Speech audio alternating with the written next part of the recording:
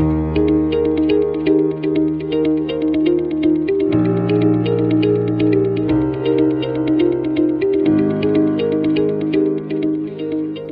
dia a todos. Vamos então dar início à nossa conversa, contando aqui com a ajuda também da professora para olharmos para alguns indicadores em particular.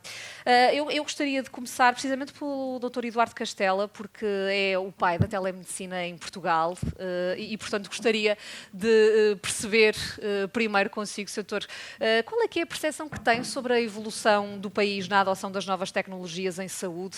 Sabemos que telemedicina e telesaúde não significa a mesma coisa. No fundo, há uma complementariedade entre as duas. E se calhar poderíamos começar por aí, por tentar perceber a diferença entre estes dois conceitos. Eu começo primeiro por agradecer o convite que me foi feito pela Associação Portuguesa de Administradores Hospitalares, nomeadamente o seu presidente, depois à Glint e ao Instituto Nacional de Farmácias, não é? E regozijar-me com a participação da SPMS e ter por companhia aqui a doutora Micaela Monteiro e agradecer a todos os colegas do painel. Bem, eu tinha aqui a minha cábula, mas estava a fazer uma pergunta sobre... Mas se quiser acrescentar mais alguma coisa que tenha na sua cábula, esteja à vontade, doutor. Uma cábula tipo improviso. Não, mas queria-vos dizer que falou-me sobre telesaúde, telemedicina, Sim. não é? Eu acho que telesaúde é abrangente. Telemedicina é uma coisa... Começámos com a telemedicina em 95 e hoje... A telesaúde abrange mais todas as diversos planos a que se pode fazer por videoconferência, a telemonitorização, a teleconsulta é uma consulta que se faz entre dois pares, pelo menos no nosso caso, de 21 anos, é uma consulta que se faz entre dois médicos com o doente do lado remoto, não é? Pois a telesaúde é um conceito bastante mais abrangente e que eu preferi, e que neste momento até é preferível aplicá-lo, não é? Portanto, no fundo, a telemedicina será aqui parte integrada da telesaúde, digamos assim. Exatamente. E que evolução acha que o país tem tido nesta questão tecnológica aplicada à saúde? Eu acho que tem evoluído, de tal maneira tem evoluído que hoje, quando começámos com a telemedicina na região centro, e é o privilégio da gente viver na região centro, não é? Porque tivemos essa necessidade. Eu era diretor da cardiologia pediátrica e quando me apercebi que existia lá fora, e que a gente diz lá fora, diz países assim tipo Estados Unidos, Noruega, existia a telemedicina em 95, na Clínica Maio, eu trouxe essa ideia para cá, portanto não é uma ideia, naturalmente, que não é uma ideia minha, e desafiei os colegas na altura para a implementação dessa ferramenta, que eu pensava que era, e, pelos vistos, é verdade. E fomos por aí, a partir de 95, implementar com todos aqueles hospitais que estavam referenciados ao meu serviço de cardiologia pediátrica, portanto, toda a região centro, e fizemos esse percurso durante 3 anos.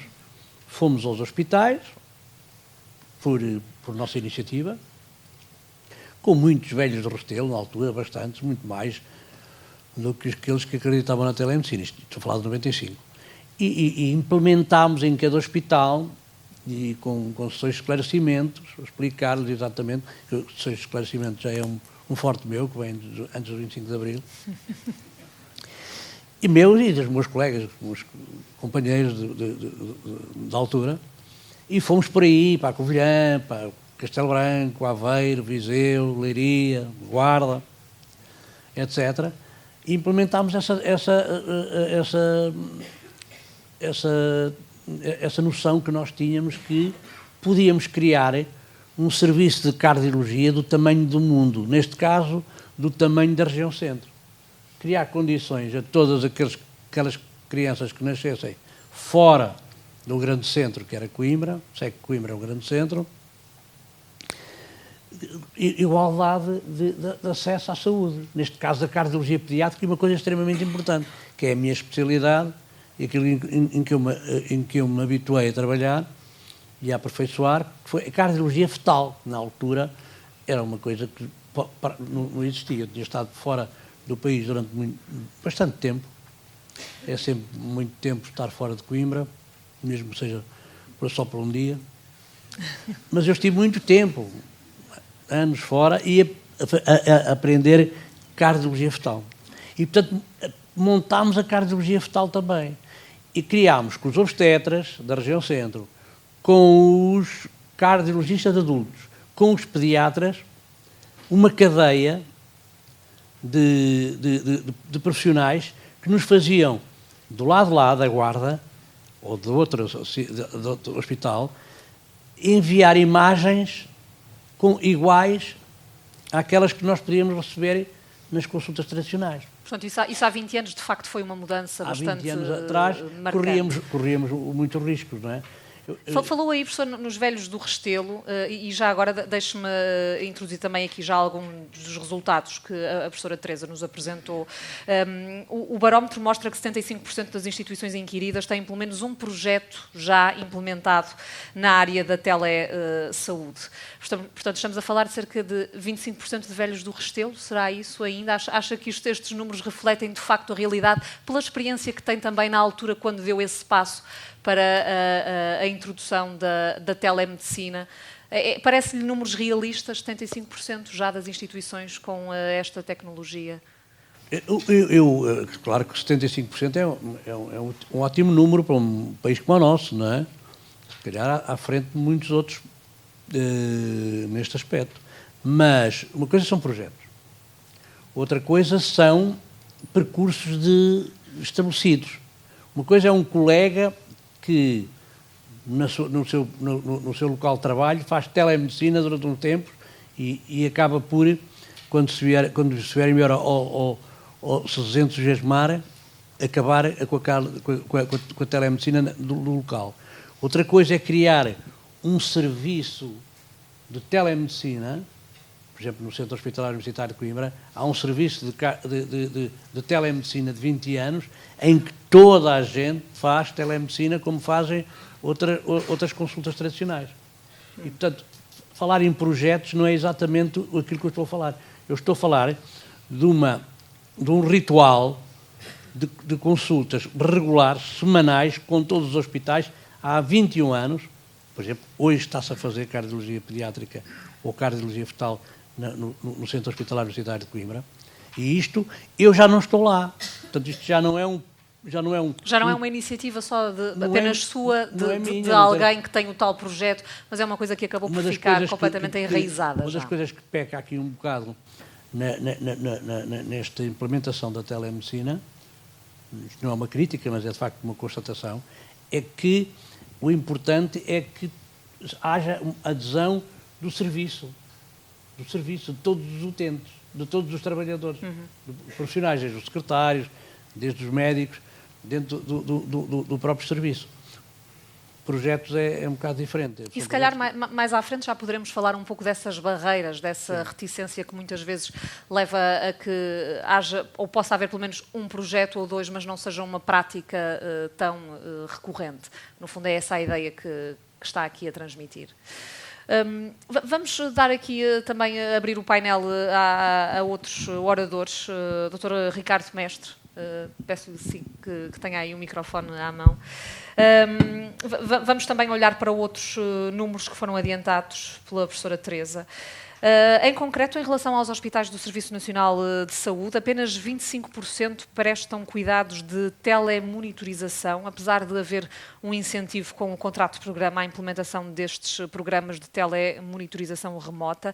Porquê é que será que isso acontece? Porque apenas 25% poderíamos ir mais além, certamente? Sim. Antes de mais, bom dia. Agradecer o convite à APA, ao Dr. Alexandre Lourenço, pelo convite que endereçaram à ACSS, também à Glint. Felicitar também a Escola de Saúde Pública e a SPMS por se associarem a esta iniciativa. Cumprimentar todos os colegas de painel e todos os presentes, caras conhecidas, que é sempre um gosto rever. Ainda mais num tema tão interessante e tão atual como é este da telesaúde. Efetivamente, eu estava a ouvir aqui o Dr. Eduardo Castela e estava, de facto, a rever nas palavras dele um conjunto de realidades que também identifico no país, nomeadamente no Serviço Nacional de Saúde, tem a ver com a utilização dos instrumentos de telesaúde para a prestação de cuidados de saúde e para ajudar o Serviço Nacional de Saúde e o sistema de saúde como um todo a atingir os seus objetivos essenciais, que é a melhoria do acesso, com mais eficiência, com qualidade, enfim.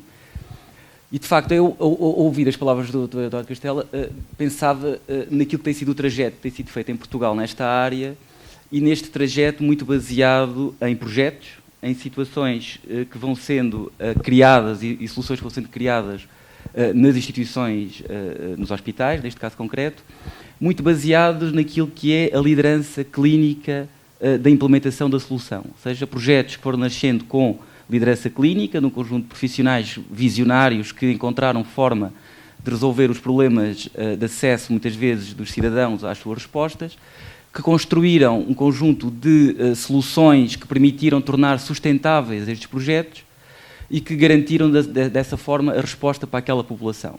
Nós, neste momento, vivemos nisto já há alguns anos, uma necessidade de massificar estas respostas, de tornar estas respostas, estes projetos locais, estes 25%, de alargá-los a todo o país, alargá-los e massificar essa resposta, de forma a que estes projetos sejam projetos massificados, como digo, mas que também se tornem sustentáveis. E, para isso, eu identifico duas questões que me parecem essenciais acrescentar a esta liderança clínica e a esta iniciativa baseada nos profissionais e naquilo que é o conhecimento dos profissionais. E essas duas notas são uma questão de liderança em termos da política de saúde, ou seja, utilizarmos os instrumentos da política de saúde ao serviço da promoção de uma estratégia de fomento da telesaúde, e aí tem a ver com as questões do financiamento e outras que já abordarei. E um terceiro aspecto que tem a ver com as pessoas, com os cidadãos, com os utentes. Só quando nós conseguirmos que os utentes exijam aos sistemas de saúde este tipo de respostas, que são mais cómodas para eles e que lhes facilitam o acesso, só nesse momento é que nós conseguiremos evoluir, na minha perspectiva, destes projetos locais que têm um grande mérito, mas que, para serem massificados, precisam de juntar estes dois ingredientes, da liderança política e das pessoas, como principais atores a exigir estas respostas, porque elas são melhor, como digo, para eles. Para isso também terão certamente de ter conhecimento que elas existem, não é? Exatamente. E, portanto, se calhar esta iniciativa também ajuda nisso. Isso mesmo. Ou seja, eu penso que a questão o salto será, na minha perspectiva, continuará, porque o salto tem sido dado, e já aqui foi dito, Portugal tem vindo a melhorar ano após ano, de forma sustentada também, mas para massificar esta resposta, parece-me estes dois ingredientes absolutamente necessários. Em relação à questão da área que na ACSS, na Administração Central do Sistema de Saúde, mais, obviamente, estamos envolvidos na sua implementação, que tem a ver com esta questão dos instrumentos da política de saúde, não é? Ajustá-los e adaptá-los e conseguir que eles sejam os tais impulsionadores desta estratégia de promoção da telesaúde, neste caso concreto.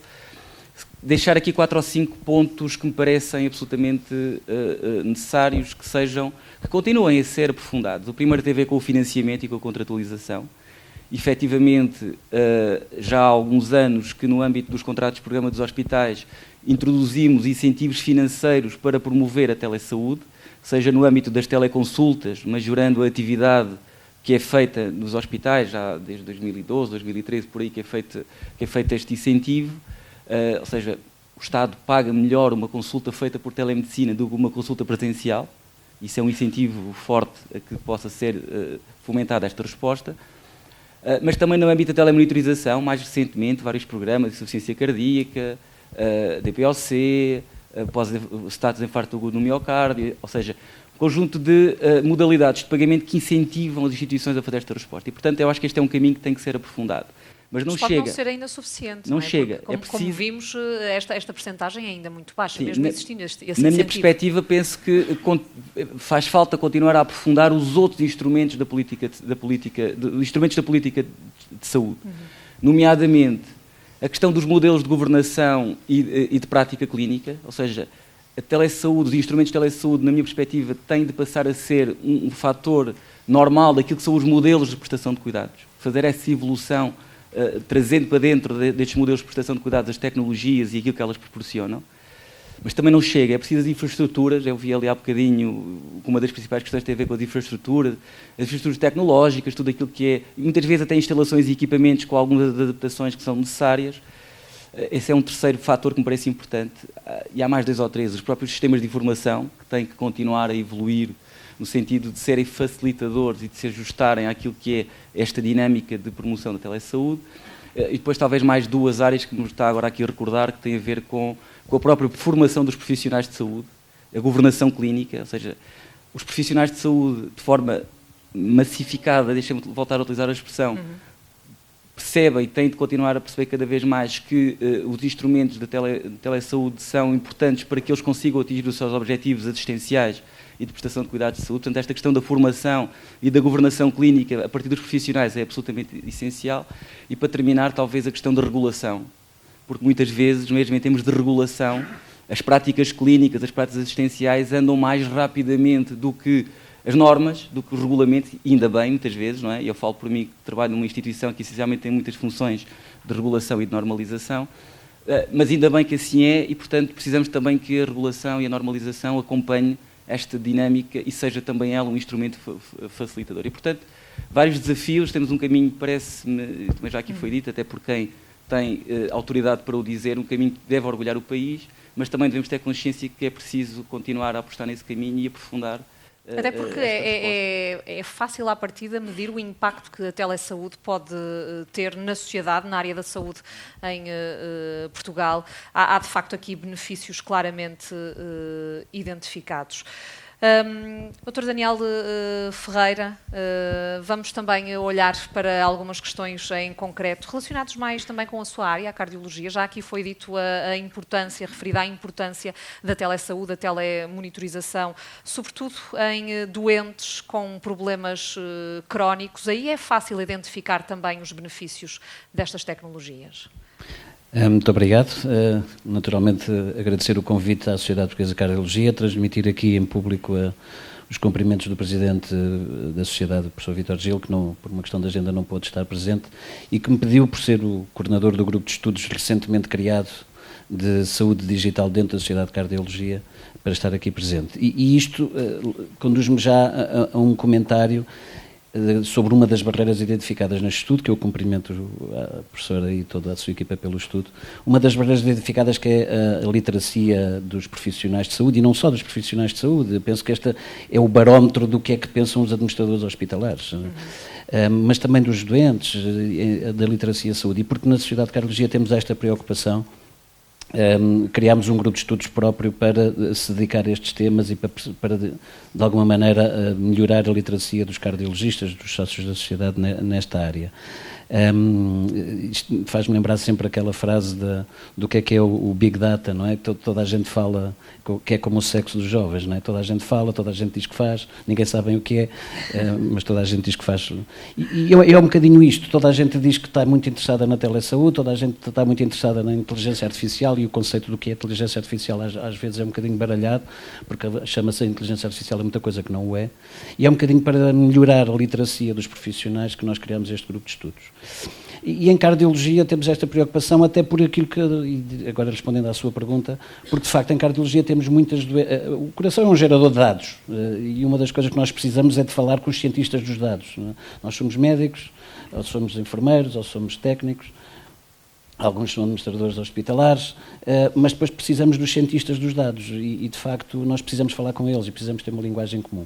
O coração é um gerador de dados, desde bater 90 mil vezes por dia, de uma maneira rítmica ou não rítmica, gera pressões arteriais, gera repercussões sobre outros órgãos, e de maneira que nós estamos muito habituados a lidar com muitos dados. A Sociedade Portuguesa de Cardiologia registra dados dos seus doentes desde há muitos anos, tem alguns dos melhores registros nacionais e internacionais nesta área.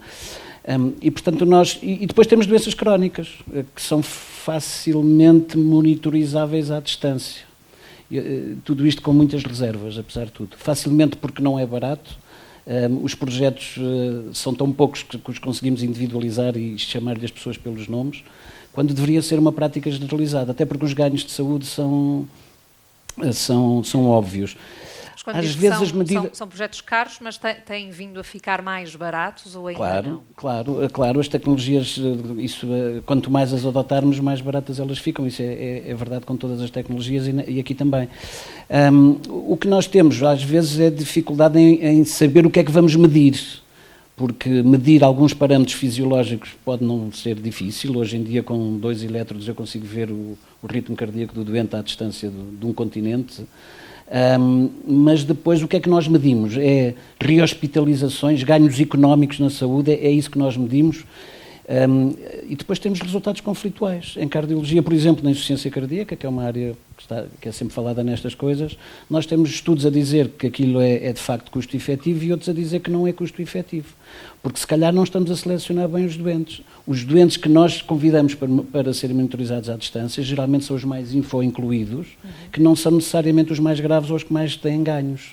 Se calhar, se monitorizássemos à distância os doentes mais sensíveis, tínhamos mais ganhos de saúde e aí conseguíamos menos rehospitalizações, só para dar o exemplo de quantificar uma coisa que é a rehospitalização. Mas depois não quantificamos outras coisas muito importantes. A relação médico-doente, a aderência dos doentes à terapêutica e às recomendações, a literacia em saúde que pode ser feita com esta telesaúde. Tudo isto são ganhos que é difícil quantificar. Falava aí da relação entre médico e doente, olhando aqui também para alguns dados, o barómetro indica que 47% dos inquiridos consideram que a telesaúde promove de facto essa relação utente-profissional de saúde. Parece-lhe uma percentagem aceitável ou que ainda pode ser de facto melhorada? Ou seja, o profissional de saúde ter a consciência de que pode melhorar esta relação com o utente através da telesaúde? Deixe-me dizer, aqui tenho que declarar um bocadinho um conflito de interesses, porque eu sou na instituição de trabalho, eu trabalho num hospital privado e sou o diretor clínico do Hospital da Luz Centro Clínico Digital. E, portanto, nós temos um projeto que, com 20 especialidades em várias unidades do grupo, fazem teleconsulta médico-doente, não é médico-médico, é médico-doente. Com os meus doentes, eu pessoalmente sigo mais de 250 doentes em 10 países.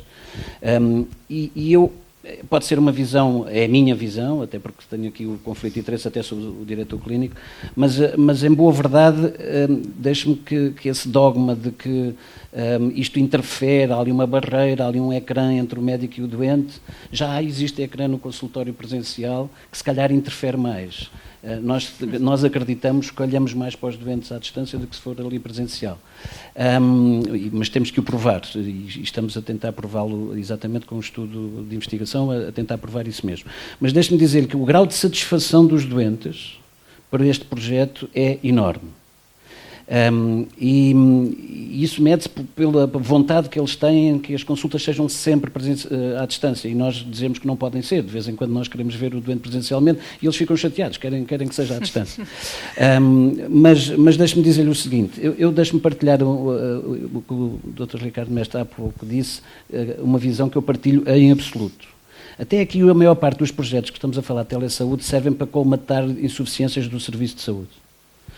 O exemplo melhor, e ainda bem que aconteceu, e é o exemplo para todos nós, do Dr. Eduardo Castela. Não era possível ter um cardiologista pediátrico em todos os hospitais da Zona Centro.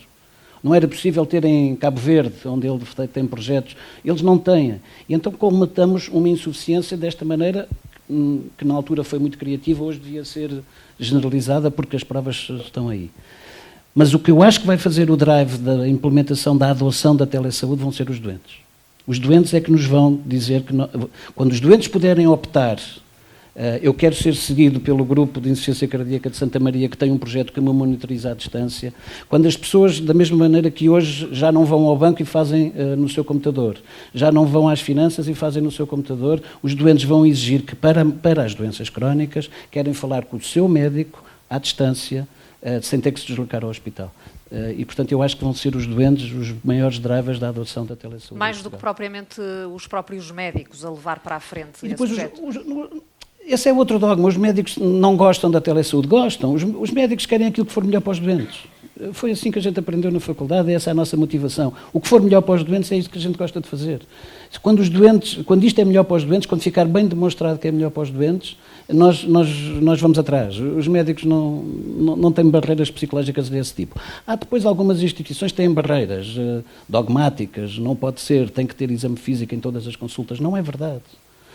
Nós hoje fazemos, às vezes, conselhos à distância no telemóvel, sem ter a ficha aberta à frente.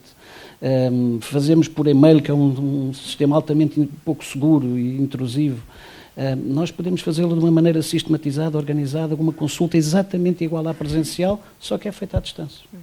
E tendo em conta que, de facto, esta mudança pode depender muito dos doentes e daquilo que eles também conhecem e muitas vezes não sabem, de facto, as possibilidades que têm e o que é que está à sua disposição. Filipa Fisch, vamos tentar perceber que soluções tecnológicas em concreto já existem e que podem, de facto, ajudar a melhorar a área da saúde com o uso das tecnologias. Vamos conhecer algumas dessas soluções?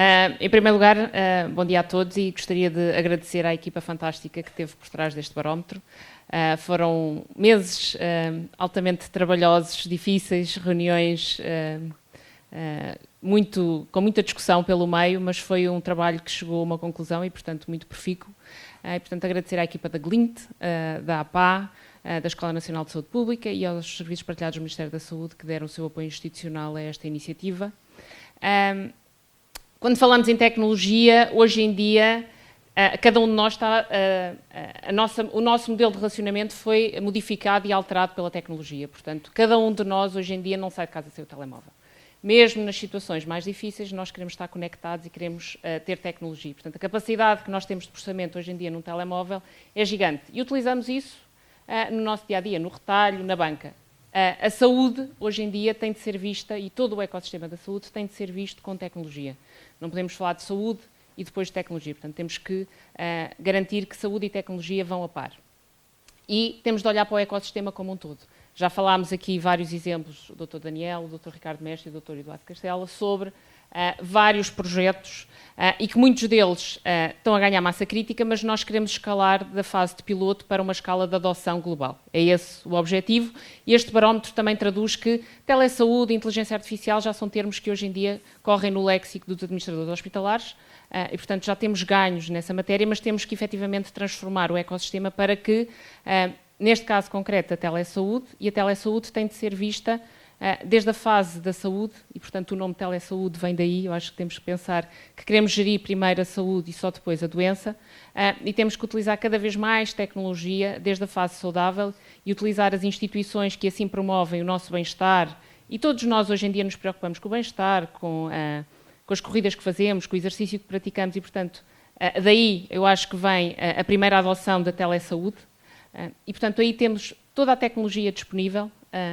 O nosso telemóvel é um manancial de aplicações para nos ajudar a ser mais saudáveis. Temos os dispositivos médicos que eles próprios também nos podem e devem ajudar a manter saudáveis e cada vez mais tardiamente entrar na fase da doença. E quando estamos na fase da doença, efetivamente, entramos nos temas que aqui falámos hoje. A telemedicina, a telemonitorização, a telereabilitação, utilizar o conceito da gamificação para que a adesão à terapêutica seja mais efetiva. Portanto, tudo isto, hoje em dia, qualquer um de nós gostaria. Não faz bom sentido que quando eu estou a ser acompanhada ou numa doença crónica ou num pós-cirurgia, eu tenha de me deslocar fisicamente a uma instituição. Portanto, a conveniência é algo que todos nós, que somos consumidores em saúde, queremos, ponto. Acho que é universal e que queremos cada vez mais. Nos Estados Unidos, mais de 60% diz que os consumidores querem ter o mesmo nível de serviço que têm no retalho, através da tecnologia, querem-no ter na saúde. O Reino Unido, há um estudo que mostra que cerca de 55% a 60%, quer os utentes, quer os médicos, acreditam que o futuro se faz através de teleconsultas, telemonitorização, portanto, estes temas de telesaúde. E, portanto, claramente, há uma vontade de querer fazer. Para que isso aconteça, a tecnologia já está disponível e, portanto, desde as aplicações, desde a tecnologia para a telemedicina, e damos exemplos muito concretos, em que num grande centro hospitalar, quando queremos montar um sistema de telemedicina médico doente ou enfermeiro doente, A escolha da tecnologia ocorre tipicamente numa semana. Definir o processo, a arquitetura que suporta esse processo, demorou 2 anos. E, portanto, eu acho que encontramos o passo limitante para que estes temas efetivamente sejam adotados e sejam escalados. Não podemos continuar a falar de pilotos. Isto sim tem que estar no meu dia-a-dia. Eu tenho que ter a opção de fazer teleconsulta ou consulta presencial. E o meu médico, claro que vai exigir que muitas das vezes eu tenha que me deslocar à instituição. Mas eu acho que cada um de nós, pela conveniência, apostaria muito mais numa teleconsulta. Portanto, a tecnologia hoje em dia que nós temos, desde as apps às tecnologias de teleconsulta, de telereabilitação, de gamificação, existem nos mais diferentes setores e, portanto, podem ser replicadas no setor da saúde. Temos, efetivamente, que modificar e perceber como é que o processo deve ser definido, qual é a arquitetura de referência, quer ao nível dos sistemas de informação, das tecnologias de informação, como é que eu defino para que eu consiga avançar com o processo de forma muito mais célere. Porque, no final, quer os profissionais de saúde, quer o utente, vão se sentir recompensados e vamos, efetivamente, melhorar os resultados em saúde. E aqui é muito importante o que o Dr. Ricardo Mestre falou, que é ter os pagadores a bordo. O facto de alterarmos os modelos de pagamento e garantir que aquele ato passa a ser considerado como um ato que é pago e que é reconhecido, quer ao nível dos seguros de saúde privado, quer ao nível do Sistema Nacional de Saúde, tem de ser imperativo, para que eu esteja a envolver desde o cidadão, quando saudável, ou o doente, até ao pagador no final. E, portanto, envolver todo o ecossistema para garantir que a telesaúde é mais efetiva no nosso dia-a-dia é fundamental.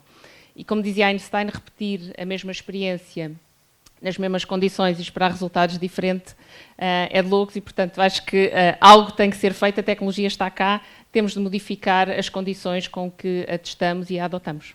E teremos, talvez, de olhar também para os custos e para o investimento. Temos falado aqui também já sobre isto, porque muitas vezes são soluções para quem investe que podem não trazer um retorno imediato. Isso é algo que é tido em conta na hora de avançar para essas soluções tecnológicas. Claro, e por isso eu diria que os pagadores têm que estar a bordo desde o momento zero, para perceberem qual é a visão de retorno, não só nos custos, mas cada vez mais eu tenho que falar nos resultados que eu vou ter em saúde.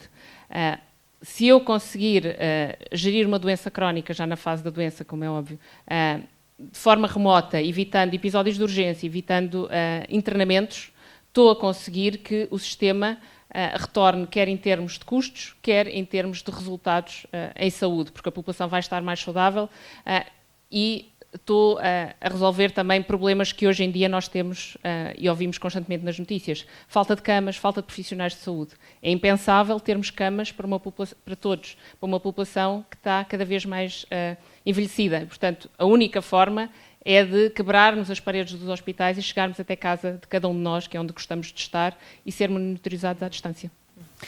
Doutora Micaela Monteiro, vamos também falar aqui sobre alguns dados. A Filipa lembrava que, de facto, hoje em dia a tecnologia está em todo lado, está no nosso bolso, no nosso telemóvel, não saímos de casa sem ele. Mas parece, olhando aqui para os resultados do barómetro, que na área da saúde a questão da tecnologia ainda não é encarada como uma prioridade. Apenas 53% dos inquiridos relatam que a telesaúde é uma prioridade. Deveria ser uma percentagem maior. O que é que falta para que ela seja considerada uma prioridade, a telesaúde, em 100% das instituições? Em primeiro lugar, muito bom dia a todos. Também agradecer à PA, à Glint, este convite para estarmos aqui a discutir este tema que é tão importante e a mim tão caro, que é a telesaúde.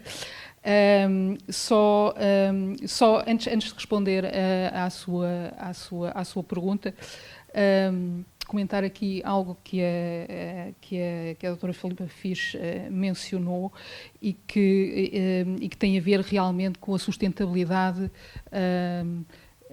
portanto, dos cuidados para o futuro, em que nós estamos perante uma população cada vez mais envelhecida, cada vez mais, portanto, sofredora de doença crónica. Nós todos caminhamos, que estamos aqui na sala, caminhamos para isso, e provavelmente ninguém de nós vai querer, portanto, daqui a uns tempos ficar institucionalizado, mas vai querer gozar, portanto, a sua vida com a autonomia que lhe será possível, e aí as tecnologias e a telesaúde vão ser indubitavelmente as ferramentas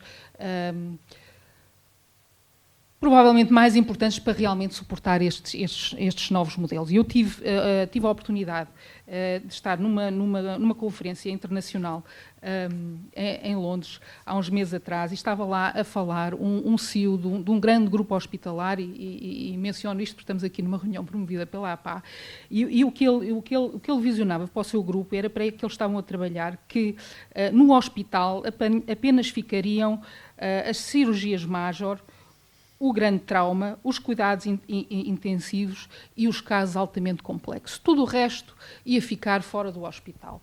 Isso, obviamente, só é possível recorrendo às tecnologias, não é? E mais do que, portanto, as tecnologias aqui como ferramenta, mas isto implica uma mudança de cultura. Eu penso que isto já foi patente.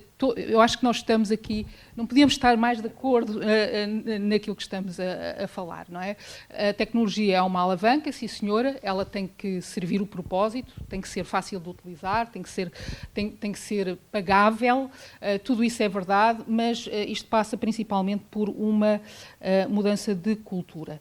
E de facto, a saúde, portanto, isto não é só um problema português, mas é um problema global, é conservadora nos seus processos, e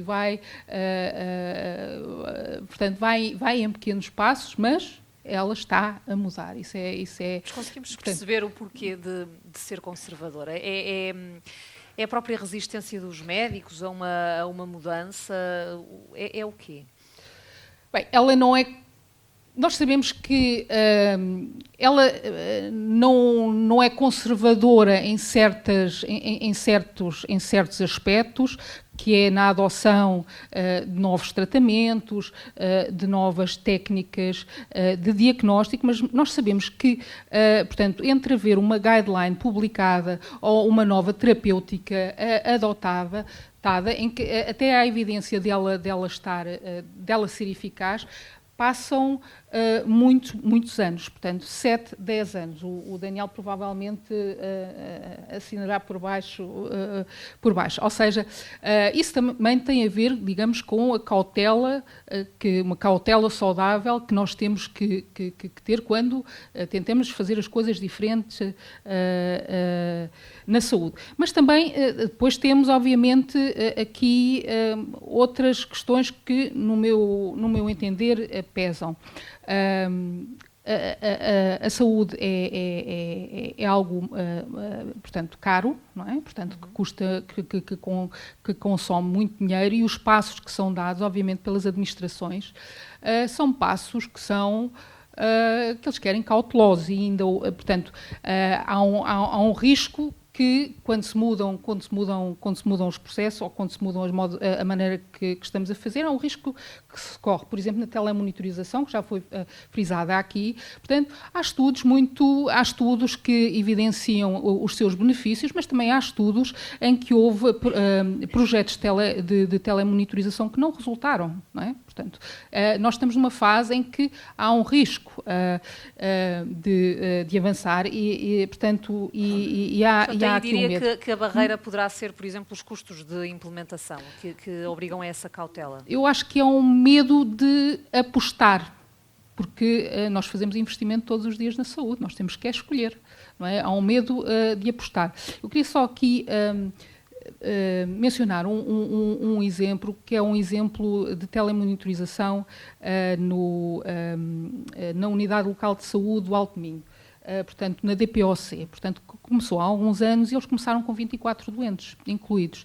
E esses 24 doentes, eu tive a oportunidade de visitar, portanto, o serviço e portanto, de ver as coisas in loco, portanto, e os doentes incluídos até eram pessoas que eu não diria que eram info-incluídas. Eram pessoas simples que aderiram muito rapidamente e perceberam que aqueles doentes crónicos têm uma alta mortalidade, têm internamentos que têm idas recorrentes à urgência, internamentos não programados, que perceberam que aquilo era uma forma de evitar, de ganhar eles próprios até mais controle sobre a situação, porque há um processo de aprendizagem por parte dos doentes e dos cuidadores no processo da telemonitorização, e por outro lado terem um acesso quando precisam à equipa de saúde. E neste momento, se a minha informação não estiver errada, portanto, esta ULS fez o caminho de apostar, de testar, e de ganhar confiança. E agora estão incluídos 84 doentes. Portanto, isto é um caminho. Isto é um caminho que é um bocado semelhante, penso eu, àquilo que o Dr. Eduardo Castela, de uma forma pioneira, fez há 20 anos atrás. Portanto, é um processo de implementação, de ganho de confiança e de mudança de cultura, quer no serviço, quer em toda a instituição. Mais do que propriamente, por exemplo, as barreiras, a falta da estrutura tecnológica, a falta de profissionais especializados. Repare, a telemonitorização nesse aspecto é um bom exemplo, porque na telemonitorização, portanto, há um financiamento.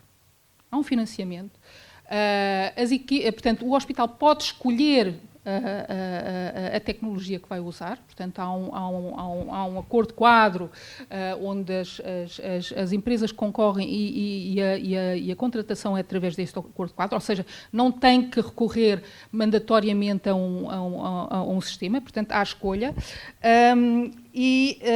mas provavelmente até daqueles programas, daquela prática de telesaúde que eventualmente requererá mais mudança da organização na instituição. Porque eu vou precisar de ter uma equipa 24/7 a monitorizar. Eu vou ter que me organizar de uma forma diferente para dar resposta às situações quando elas surgem. Portanto, há aqui uma mudança que tem que ser feita. Depois, portanto, existem obviamente outras condicionantes. Se eu com esta mudança vou acompanhar continuamente os doentes e a ULS do Alto Minho tem resultados muito impressionantes no que diz respeito à redução de eventos não programados, nomeadamente portanto, de episódios de urgência e internamentos não programados nesta população. Obviamente, toda a lógica, portanto, que não é a lógica do OLS, mas é a lógica noutras áreas do SNS, em que nós pagamos por produção, não é?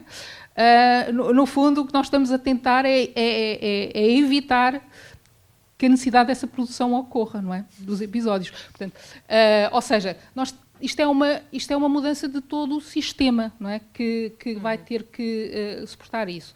E só mais só aqui mais dois comentários, e para falar também um bocadinho do Centro Nacional de Telesaúde, o que é que nós fazemos, não é? Uma das coisas que nós fazemos é exatamente ir à procura destes bons exemplos, não é? Tentar perceber porque é que eles são um sucesso, quais são os fatores de sucesso, quais foram as barreiras, quais são os benefícios que é possível esperar, e nesse aspecto criámos aquilo que nós chamamos umas fichas técnicas e entrevistamos, por exemplo, aqui o Dr. Eduardo Castela, ou o LS de Matosinhos, ou o programa de telereabilitação em Leiria, ou, portanto, as teleconsultas de urgências na Via Verde do AVC também de Coimbra. Portanto, fomos à procura daqueles exemplos que realmente vingaram e tiveram bons resultados. E perceber como é que eles conseguiram fazer, quais foram as dificuldades que eles encontraram, como é que eles as superaram e no fundo, para quê? Para depois podermos partilhar e ajudar os outros que querem começar e que se calhar não sabem muito bem como portanto, nesse caminho. Estamos lá divulgar as para boas os práticas e incentivar essas boas práticas. É isso que o centro tem feito? É isso que vai continuar a fazer ou há entretanto, outras iniciativas? Não, há muitas outras coisas que nós fazemos. E uma outra coisa que, portanto, e vem aqui também muito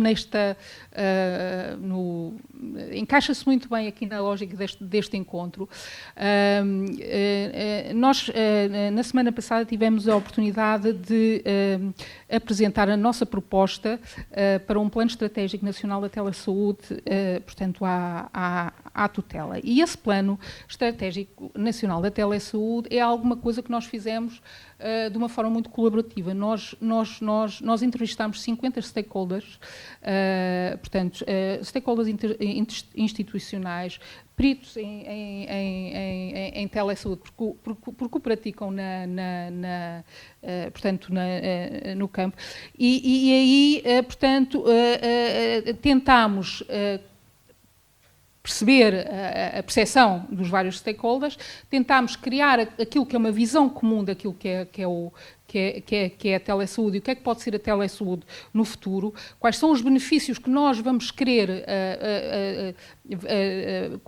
o partido que nós vamos querer tirar dos potenciais benefícios que a telesaúde tem, quais são os gaps no nosso contexto nacional.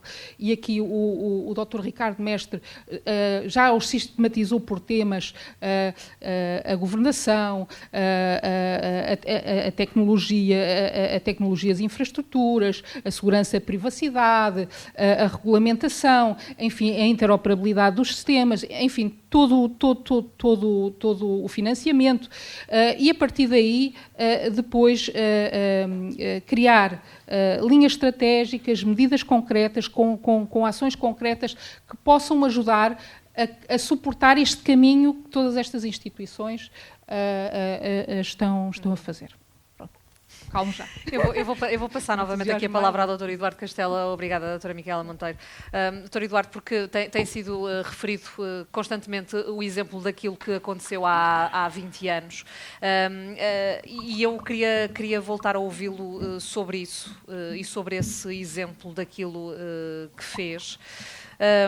Foi aqui falado no fundo, uma espécie de cultura de resistência que existe à mudança. Sentiu isso há 20 anos e acha que é isso que também pode estar a acontecer para justificar aqui estes indicadores que são um pouco mais baixos do que aquilo que já seria expectável? Pois, eu trazia um discurso escrito, mas vai ficar para depois.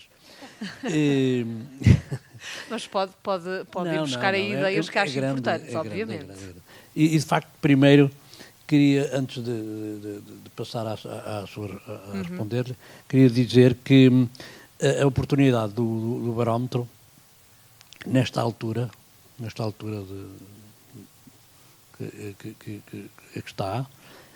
que foi feito, é extremamente importante, independentemente dos resultados que possam ser obtidos.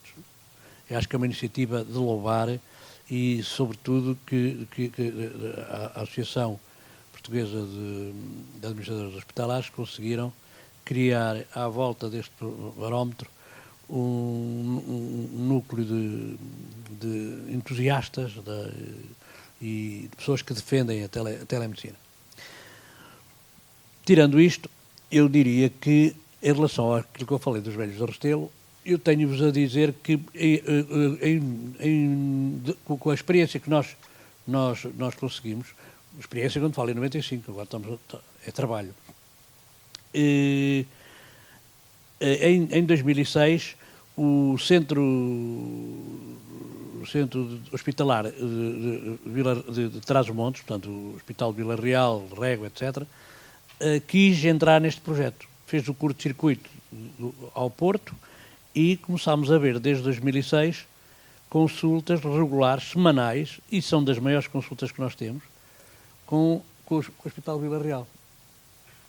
Em 2006. Aliás, até, uma coisa que é inédita, em 2006 acabámos por assinar um protocolo de urgências 24 sobre 24 horas de telemedicina, já que tínhamos tudo montado desde 95, com todos os hospitais distritais, uma consulta de urgência, portanto temos urgências 24 sobre 24 horas, de cardiologia pediátrica e cardiologia fetal, com todos esses hospitais e ainda com Vila Real. Isso foi assinado com protocolo e com todos os SCRs necessários para isso, num evento na altura, em 2006, em julho, e a verdade é que com o entusiasmo do Hospital de Vila Real e do Serviço de Pediatria, que quiseram, passado 2 anos, publicar na Revista Portuguesa de Cardiologia a experiência que estavam a fazer de cardiologia pediátrica naquela região. A gente vê crianças de Bragança, da Peso da Régua, Mirandela, etc., que vêm à nossa consulta por telemedicina. E o entusiasmo foi tal que eles fizeram um artigo excelente, bem feito, para publicar na Revista Portuguesa de Cardiologia, que era uma coisa inédita em 2008, para aí. Evidentemente que o artigo não foi aceito. Isto é verdade, eu por acaso nunca tinha dito isto em público. Mas é verdade, não foi, eu fico assim um bocado incomodado com a história, mas como não tinha sido eu a publicá-lo, não, quer dizer, senti que era de facto um bocado ofensivo, mas percebi que de facto existia por trás daquela recusa mais do que estar mal escrito ou não estar bem fundamentado, etc. Hoje passamos a vida a ler artigos de telemedicina e telesaúde, felizmente, um bocadinho também à custa aqui da dinâmica aqui da minha colega do lado direito, e que criou uma dinâmica agora que anteriormente não se passava. Isto com a criação do Conselho Nacional de Telesaúde e com a liderança daqui da doutora Micaela, não é para ela estar aqui, mas é verdade. E então, isto é este pequeno exemplo. Este exemplo quer dizer que as pessoas, mesmo resistindo, tiveram que irremediavelmente adotar esta ferramenta que não é a solução para a saúde, mas é de facto uma boa ajuda. É uma excelente ajuda. E pronto, e agora avançou e está na moda esta história da telesaúde e da telemedicina, e muito bem. Mas existem alguns obstáculos, nomeadamente os obstáculos, um dos obstáculos que também não gosto de falar muito, mas é que os médicos também não ganham bem. Por exemplo, os Açores, que é uma região do país, que tem uma série de ilhas, e que tem um bom exemplo de telesaúde, de telemedicina, mas os médicos, quando saem de São Miguel e vão para o Pico ou vão para o Faial, têm ajudas de que vão melhorar o orçamento para casa. E isso justifica uma certa resistência a adotar estas soluções? Não sei. O que sei é que, de facto, essas ajudas de custo vão acrescentar ao aumento do ordenado para que eles possam criar, ter condições para ter filhos, para ter uma saúde decente, porque é preciso dinheiro. E vocês sabem muito bem, e eu falo por mim, que nunca fiz clínica privada, que eu cheguei ao topo da carreira, nós médicos somos mal pagos. Isso pode ser um obstáculo. Porque uma coisa é eu ter montado a telemedicina, por exemplo, para a Leiria, onde o meu pai tinha o consultório e ficou, para o meu irmão, que faz clínica privada, é oftalmologista, e eu optei por ver as crianças de Leiria à distância. Portanto, são filosofias, maneiras de estar na vida. Existe este problema, mas este problema vai ser solucionado lentamente, estas coisas vão crescendo. Hoje toda a gente tem telemóvel, antigamente havia resistentes ao telemóvel, alguns até que apareciam na televisão, nunca queriam telemóvel e hoje não passam sem ele. Hoje os nossos filhos não saem de casa se não levarem o telemóvel. Os filhos e os pais também. E os pais também. E, portanto, esta dinâmica vai E não identifica, já agora para concluirmos esta parte, doutor, não identifica aqui também, de certa forma, um conflito de gerações com profissionais de saúde que, por terem nascido já numa geração mais nova, já têm mais presente o impacto positivo destas novas soluções, em contrapartida com outros profissionais de gerações mais antigas que podem, esses sim, demonstrar aqui alguma resistência por ainda não estarem tão à vontade com essas novas tecnologias. Pode ser também uma questão de conflito geracional ou não? O que acontece com a minha geração é que nós não estamos tão à vontade para lidar com plataformas informáticas e com estas mais-valias que em 10 anos melhoraram a permuta entre conhecimentos, e, portanto, a telemedicina acaba por ser uma partilha, e, portanto, é mais difícil aderir os profissionais da nossa geração.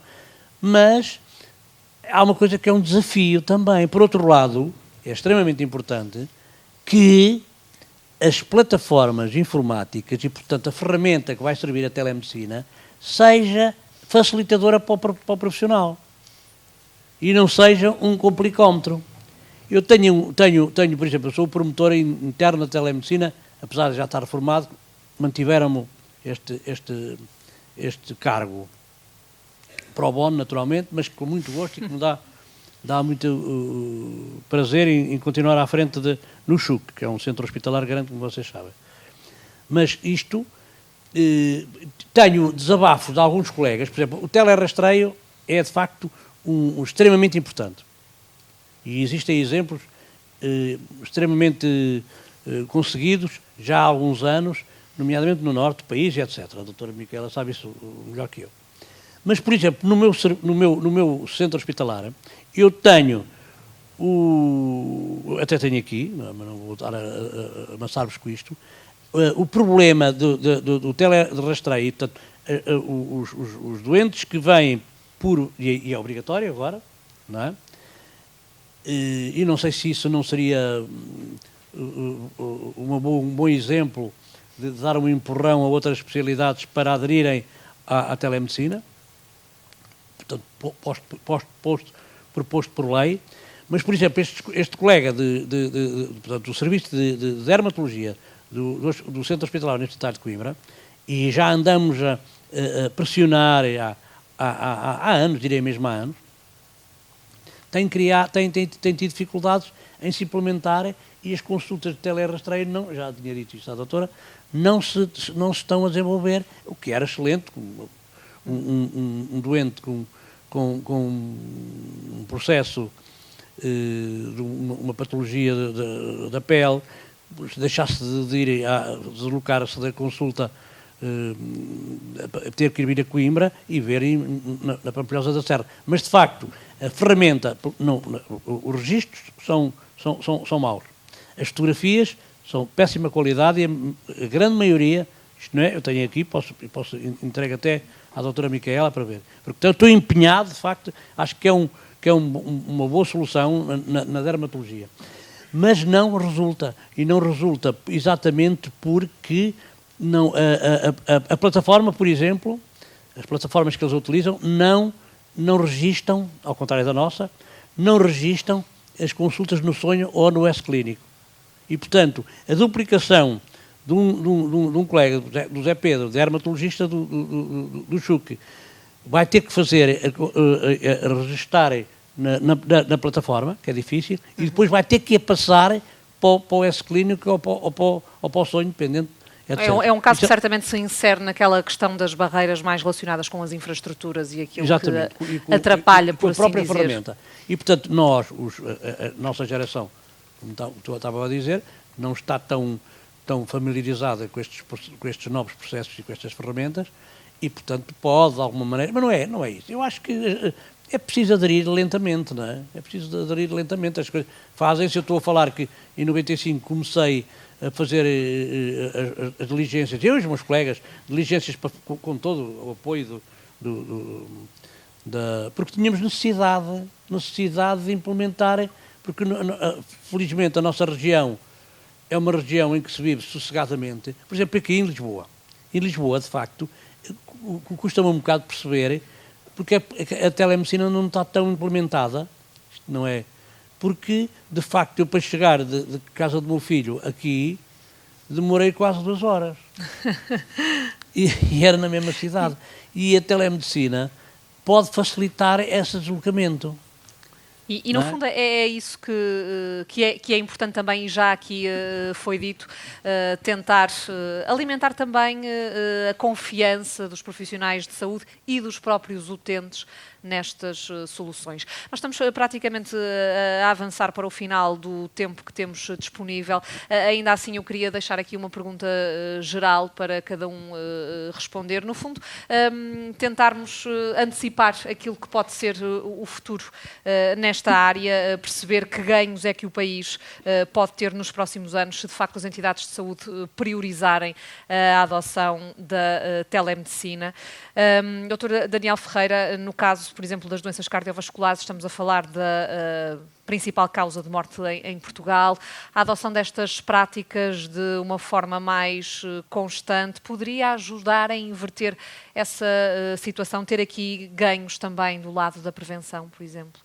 Não tenho dúvidas nenhumas, não só em termos de prevenção primária, como estávamos a dizer há pouco, pensar primeiro nos saudáveis e só depois nos doentes, em termos de prevenção, de adoção de hábitos de vida saudável, conselhos alimentares, exercício físico e por aí fora, mas até de prevenção secundária. Veja só, que este barómetro dá-nos ok, com todas as limitações que a doutora Teresa nos chamou a atenção, e é preciso ter cuidado, que são poucos números, mas apesar de tudo são importantes. Por exemplo, 3% de telereabilitação. Em percentual é 3%. É um centro que está a fazer telereabilitação. A reabilitação cardíaca no pós-infarto do miocárdio, no pós-cirurgia cardíaca ou nos doentes com insuficiência cardíaca é classe 1A de todas as guidelines internacionais. Todas as guidelines nos dizem traz grandes benefícios em termos de saúde de quem já sofreu um destes eventos. Tem menos reinternamentos, tem menos reinfartos, tem menos necessidade de procedimentos agressivos e caros. Portanto, a reabilitação é uma coisa boa. Em Portugal, qualquer de nós que tenha um infarto tem 8% de probabilidade de entrar num programa de reabilitação. 8%. Presencial. A telereabilitação poderia ser uma solução para muitos destes casos, porque os hospitais não têm, às vezes, condições para prestar esse serviço de reabilitação presencial. Mas à distância podia fazê-lo. E temos um hospital em Portugal, que é um projeto, é mais já do que piloto, porque já estão a começar a mostrar resultados, de facto, palpáveis de que como aquilo é favorável. E, portanto, aqui está um exemplo fácil de como uma coisa, do ponto de vista tecnológico, não é demasiado complicada, não é demasiado dispendiosa e podia aumentar a percentagem de doentes que fazem reabilitação após um infarto, após uma cirurgia cardíaca, com claros ganhos. Mas deixe-me só fazer um comentário geral e passo já a palavra. Há bocadinho falou-se de financiamento. Eu acho que os financiadores vão começar a perceber isto. Quer dizer, nós fizemos, eu trabalho, volto a dizer, num hospital privado. Todas as seguradoras apoiaram as teleconsultas, todas, porque eles fazem contas. Eu acho que o que faz falta aqui é mudar o mindset, estes palavrões todos que a gente diz, mas o que nós precisamos é de quem faça contas. Contas com uma visão futura, não imediatista, não é quanto é que eu ganho no orçamento, ou quanto é que eu tiro do Orçamento Geral do Estado este ano para pagar medicamentos ou para pagar cirurgias. Se a gente fizer as contas à distância, as seguradoras já o fazem no nível internacional. Porque é que nos Estados Unidos a doutora Filipa dizia que 60% das pessoas querem? Porque as seguradoras também pagam. Mas para mim, a grande seguradora em Portugal é o Estado, certo? Devia ser o grande segurador, é para ele que nós todos descontamos e temos o nosso sistema de saúde. Portanto, se fizesse contas, muito provavelmente teria poupanças grandes se adotasse mais telesaúde. E depois a tecnologia vem atrás. Eu não sei se as barreiras tecnológicas são assim tão inultrapassáveis. Não precisamos ter 5G em todas as casas de todos os doentes. Agora, temos é que identificar bem as populações-alvo, quais são os doentes que mais beneficiam destas tecnologias e depois de quebrar barreiras geográficas. Porque é que eu só devo tratar os doentes do meu distrito ou do meu concelho, ali onde está o meu hospital? Porque é que eu não posso tratar os doentes à distância? Porque é que o Dr. Eduardo Castela não tem estes bons benefícios porque apanhou tantas áreas da Zona Centro e até da Zona Norte e até de Cabo Verde? Porque as barreiras geográficas aqui deixam de ser um problema. Portanto, é organização e fazer contas. Porque se fizerem as contas, as poupanças são enormes. E Dr. Ricardo Mestre, o Dr. Daniel Ferreira dava aqui o mote para, no fundo, ser também o próprio Estado a incentivar estas novas soluções. Pode ter, de facto, um papel fundamental aqui o Estado na dinamização destas soluções. Sem dúvida, não só nisso, mas depois começando a fazer contas, não é? Fazer contas que é uma coisa que habitualmente fazemos. Mas nessas contas que se faz são mais os ganhos? Não, mas basicamente aquilo que eu disse inicialmente reforço, ou seja, não estamos aqui a falar de questões de financiamento. Questões de financiamento, eu penso que tem sido feito um caminho, por exemplo, pelo menos dentro do Serviço Nacional de Saúde, de criar as condições para que os prestadores possam ter aqui uma opção com igual qualidade e com melhorias para as pessoas e para a própria instituição. E, portanto, já há alguns anos que, reforço, os modelos de financiamento criam estas condições para, seja no âmbito das consultas, seja no âmbito da telemonitorização, poderem ser adotadas as soluções. Agora, parece-me que estamos, e muitas vezes o financiamento aparece como a face mais visível de uma questão que é bem maior do que propriamente o financiamento, que é a questão da organização. A questão da organização, para mim, é aquela que mais complexidade associada tem, porque tem a ver não só com a preparação de toda uma estrutura para uma nova resposta, tem a ver com as naturais resistências à mudança, não é? Eu percebi que, enfim, a questão da resistência à mudança tem estado muito no seu espírito e nas perguntas que tem feito, mas eu, quando olho para estes projetos, vejo sempre três tipos de pessoas e de profissionais, três formas de reagir à mudança. Há um conjunto de pessoas, 10, 15%, tipo o Dr. Eduardo Castelo, que avançam sempre, são sempre visionários e avançam sempre e, portanto, estão sempre na linha da frente para adotar novas soluções. Há depois outros 10 ou 15% que são o oposto, estão sempre contra e, portanto, resistirão absolutamente a tudo que seja mudar a árvore ou a flor que tem em cima da secretária há 35 anos. E depois existem 70% ou 80% ou 65% das pessoas que são aquelas que vão fazer com que a mudança aconteça, e é sobre essas que estes instrumentos da política de saúde podem fazer mudá-los o comportamento. E aí a questão da organização é absolutamente fundamental. Enfim, falámos de imensos assuntos, eu acho que tínhamos aqui matéria para mais 1 ou 2 horas, mas eu queria só dar 1 ou 2 notas muito concretas de como muitas vezes esta mudança organizacional tem o seu tempo e tem que conseguir ganhar uma vaga de fundo para que ela seja concretizada. A dermatologia é um exemplo, não é? Portugal tem dificuldades e tem uma grande assimetria em termos daquilo que é a resposta no âmbito da dermatologia para as consultas presenciais. De facto, esta solução de telerastreio dermatológico demonstrou haver ganhos em termos de acesso e de comodidade para as pessoas. Foi feita uma alteração legislativa que, de alguma forma, direciona o acesso à consulta para a dermatologia. Há questões operacionais que têm que ser resolvidas, mas essencialmente o meu ponto é: nós precisamos que as pessoas, os utentes, os cidadãos, saibam que esta solução está disponível e que eu, vivendo no Algarve, ou vivendo em Trás-os-Montes, ou vivendo aqui no centro de Lisboa, tenho, através deste instrumento, as mesmas condições de acesso a um diagnóstico ou a uma informação relacionada com, neste caso, a dermatologia. E aí, o meu desafio, já que estamos todos aqui tão de acordo, é que precisamos de fazer chegar esta mensagem às pessoas, e a comunicação social aí é fundamental. Faço meia culpa nessa parte também. E, portanto, estes bons exemplos que permitirão empoderar as pessoas e permitirão que as pessoas pressionem positivamente os sistemas de saúde, porque se eu vivo em Ponte Lima e tenho DPOC e sou telemonitorizado, se eu viver em Matosinhos eu também quero. Claro. Não é? Ou se viver em Bragança eu também quero. Porque é que eu isso é diferente? Porque é que ali tenho um conjunto de soluções e aqui não tenho? Portanto, só quando nós conseguirmos que esta mensagem venha de fora para o sistema é que conseguimos acelerar todo o processo de mudança que precisamos e que a telesaúde poderá certamente ajudar-nos a fazer. E aí contamos, obviamente, não só com a SIC, mas com a comunicação social toda. Doutora Filipa Fisch, para terminarmos, no fundo, aqui em jeito de balanço, e porque também referiu alguns exemplos daquilo que se faz nos Estados Unidos, daquilo que se faz lá fora. Portugal precisará de quanto tempo para estar exatamente ao nível daquilo que se faz lá fora? Eu acho que Portugal é sempre uma excelente montra tecnológica. Nós fazemos muito bem, mas novamente acho que temos que adotar uma escala nacional. Temos muitos pilotos a correr que mostram que o nosso nível de adoção da tecnologia é gigante. Adoramos tecnologia, temos 97% de penetração de telemóveis em Portugal e, portanto, é uma população que adora tecnologia e experimentar as últimas tendências. E acho que, muito concordante com o que o Dr. Ricardo Mestre e o Dr. Daniel disseram, vamos ser, cada um de nós, a exigir mais e mais tecnologia numa lógica de concorrência. Quando nós estamos no setor da banca ou no setor do retalho, nós vamos ao sítio de maior conveniência. E é isso que nós temos de observar na saúde e, portanto, seremos nós, os consumidores de saúde, a exigir cada vez mais essa tecnologia no dia-a-dia para maior conveniência.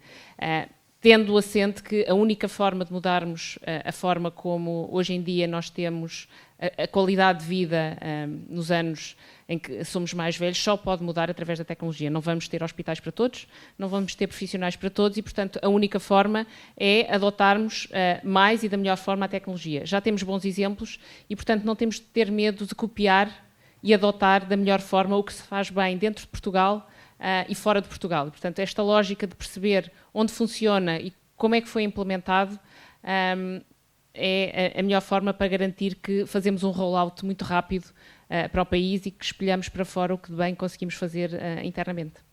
Doutora Micaela, também para terminar, antes de dar também aqui uma última palavra à professora Teresa, olhando para aqueles que são os desafios futuros no Centro Nacional de Telesaúde, consegue identificar um ou dois que sejam de facto fundamentais para que a telesaúde passe a ser uma prioridade? Bom, correndo o risco de estar sempre aqui a bater na mesma tecla, obviamente a gestão da mudança e dos processos é aqui fulcral. Mas nós podemos exatamente ajudar nesse processo e acelerar este processo. E podemos fazê-lo com a ajuda de um plano estratégico que leve depois medidas concretas e faça com que todos os stakeholders aqui naquilo que hoje em dia gosta-se de dizer, no ecossistema da saúde, e quando eu falo de todos os stakeholders, falo dos stakeholders públicos, falo dos stakeholders privados, falo falo dos vários profissionais e falo daqueles a quem portanto, a quem a telesaúde se dirige e que deve trazer benefícios e provavelmente aí representado pelas associações de doentes, todos nós juntemos esforços e aí nós somos, digamos, vemos o nosso papel como facilitadores de promover essa discussão e juntar esses esforços para deixarmos de termos coisas mais casuísticas e fazermos um caminho organizado, numa direção em que todos nós nos sentimos que ela faça sentido e articulados e ganhemos aqui das nossas sinergias. Posso só dizer uma coisa, uma sugestão aqui para um próximo barómetro. Eu sugeria que num próximo barómetro se incluísse também, porque eu acho que isso também é uma força importante para o futuro, a robótica. Nós temos, por um lado, a telesaúde, que é um meio para ultrapassar barreiras de espaço e de tempo e dar continuidade remota a cuidados. Temos a inteligência artificial, que vamos ouvir agora, que tem a capacidade de nós podermos escalar, de nós podermos fazer um enhancement do conhecimento, de automatizar, e depois temos a robótica que leva tudo isto do mundo virtual para o mundo físico. E, portanto, essa é uma sugestão para um próximo barómetro. Professora Teresa, já fica aqui com uma sugestão para incluir no próximo barómetro. Antes disso, queria, só para terminarmos, pedir-lhe um comentário também, de resto, na sua apresentação inicial, quando apresentou os resultados, já aqui o disse, que obviamente isto são indicadores, devem ser lidos com alguma cautela ainda assim, e ouvindo aquilo que foi dito aqui pelos nossos oradores. Este estudo acaba por ser uma boa base de trabalho para ajudar a melhorar na área. Pelo menos ajudou a identificar aqui o que é que pode ser prioritário para fazer melhor. Sem dúvida. Sem dúvida, e eu agradeço a todos por esta discussão e pelos insights que trouxeram. E este barómetro será, esperemos que na próxima edição, teremos um questionário já validado. Assim espero. Temos aqui o Sérgio, que com certeza tratará disso. Força.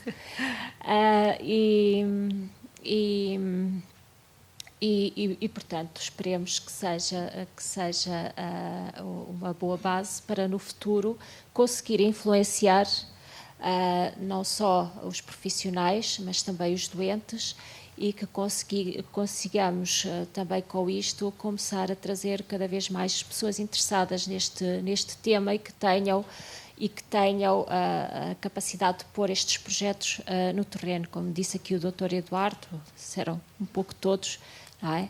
A capacidade está nas pessoas de poder fazer, no terreno de poder realizar e de pôr a funcionar. nós poderemos estar aqui, isto pode ser uma ajuda, mas de facto o que queremos é chegar aos doentes e aos profissionais. É uma boa tecnologia, consegue ter resultados, há já muitos bons exemplos no terreno, portanto é preciso passar isto para as equipas, para quem faz acontecer. Administradores hospitalares, médicos, enfermeiros, técnicos e os próprios doentes na capacidade que têm de influenciar.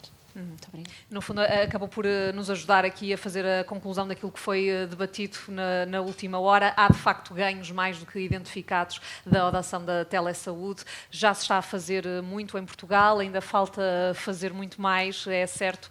Ainda assim, acho que além do fator que aqui pode trazer toda a classe profissional, é importante, sobretudo, a questão dos doentes e os doentes levarem a que isso aconteça. Pode partir dos doentes, não só no que diz respeito à organização por parte da instituição, e isso foi aqui muito, muito referido, mas também a própria capacidade dos doentes de exigirem e de quererem mais, e aí também o papel da comunicação social em divulgar essas novas dinâmicas. Muito obrigada a todos, foi um gosto estar aqui à conversa convosco. Nós vamos fazer uma pausa para um café, cerca de 15 a 20 minutos. Já voltamos daqui a pouco. Santo Painel, até já.